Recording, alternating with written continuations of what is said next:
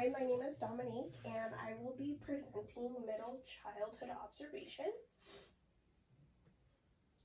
So my observation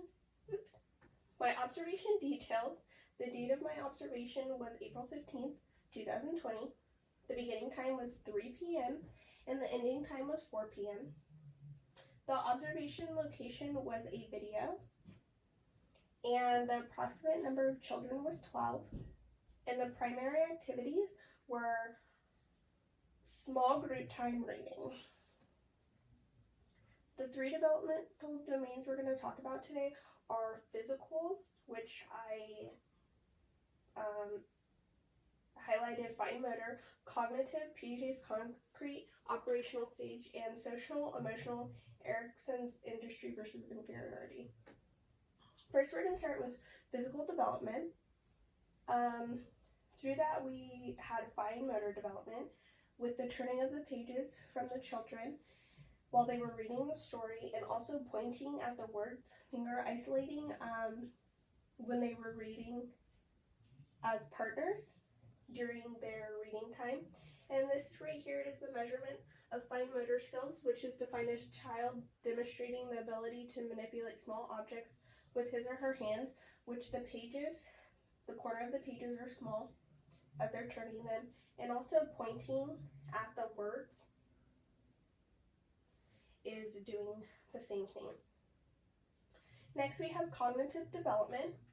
We did Piaget's concrete operational stage, which is defined as the third stage extending from about 7 to 11, during which thought becomes logical, flexible, and organized in its application to concrete information, but the capacity for abstract thinking is not yet present.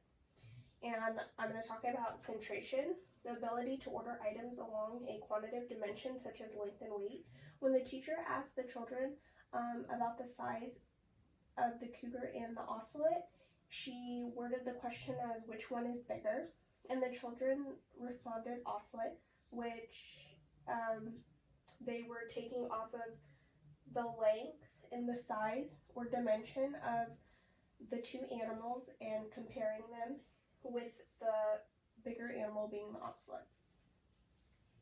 Next is the measurement. The next thing we're going to talk about is social emotional development, which is Erikson's industry versus inferiority. The psychological conflict of middle childhood, which is resolved positively when experiences lead children to develop a sense of competence at useful skills and tasks. And through social emotional development, observed in the video, the teacher sends the children off, and at the end of the video, it shows them sitting, reading, and writing in the worksheet that they were given, and you hear the teacher call out to a child, "What a good job you're doing reading," which is giving him positive reinforcement and is allowing that child to think of his action as a positive and thing that is good, and gives him a sense of, I can do it. And this is the measurement that follows, which is following the rules, which is what the children are doing as they're sitting down reading and completing the worksheets.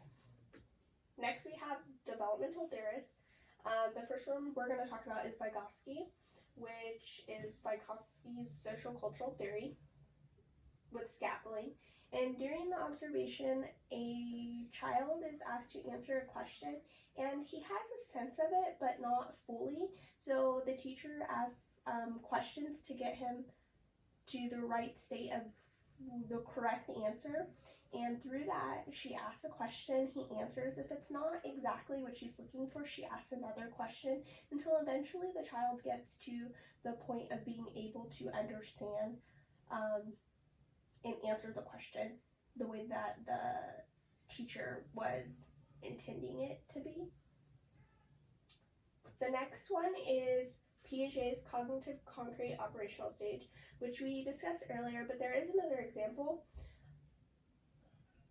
where the child talks about, I know why it's called a mountain lion, and the child says that this mountain lion is called a mountain lion because it is standing on a mountain, which is a logical thought, and he has concrete proof to back it up because he is looking at a picture of this cat on top of this mountain, and he says that because this cat is sitting on a mountain, it is called a mountain lion. And lastly, we have developmental theorist Skinner, which focused on behaviorism.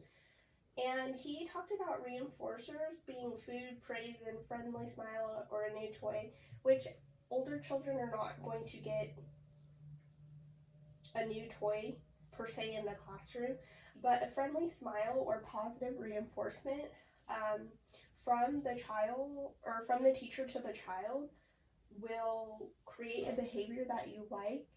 With that, when the first set of children sit down, the teacher has them leave their notebooks closed, and she notices some children open their notebooks up, and while she's talking, she just quietly flips them over and continues to talk, and the child stops the behavior. And you see her do this probably about 2 or 3 times before you notice that the children aren't messing with the books. She decided to quietly just stop them and not distract the other children or what she was talking about, and that created a positive take from it where the children, became engaged and stopped messing with the notebooks. And she didn't really give a punishment for it. If she were, she would close it and the child would obviously keep doing it, but he didn't. He stopped. If he were to keep doing it, then it probably would have turned into her disrupting what she was doing to sit and actually fix the problem that was going on with the child. And through application, through observing the children, I learned that doing the small groups allows the children to give their opinions and their voice a lot better than if they were in a group of 12 or 24, because the smaller group is isolated and there's more room for them to talk. I think that was a really cool skill that you can take away even with younger children and especially with older children, because they want their opinions to be heard, and through that, through the small groups, you're allowing the children to do that. I also liked how she had the 2 groups read 2 different stories. So they're learning about similar things, but they're using different aspects of it, and I really enjoyed that. So that is my resources and the end of my presentation. Thank you.